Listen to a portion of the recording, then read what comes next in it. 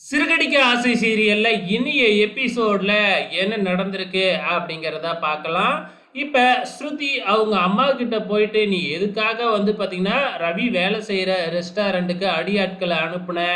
நீயே வந்து பார்த்தீங்கன்னா, அந்த நீத்து மனசுல எதுவும் இல்லனாலும், ஈகோவுலனாச்சும் வந்து பார்த்தீங்கன்னா, ரவிய லவ் பண்ண வச்சுருவீங்களாட்டுக்கு" அப்படின்னு பயங்கரமா திட்டிட்டு அங்கேருந்து ஸ்ருதி கிளம்பிடுறாங்க.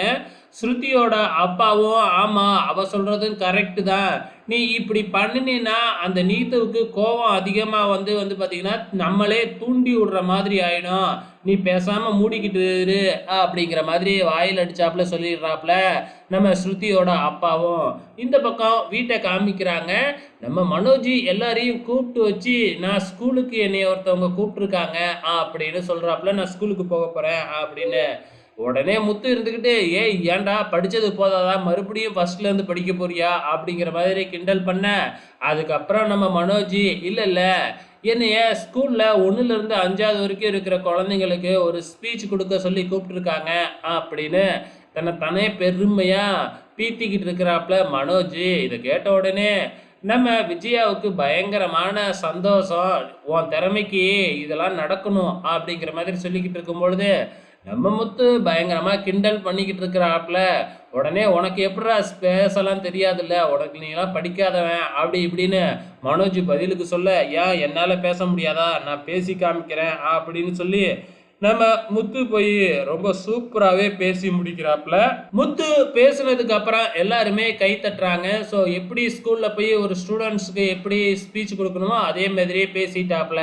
இதெல்லாம் ஒரு பேச்சா? அப்படின்னு நம்ம மனோஜ் போய் பதிலுக்கு பேச, சின்ன பிள்ளைங்க கிட்ட இங்கிலீஷ்ல பேசுறாரு.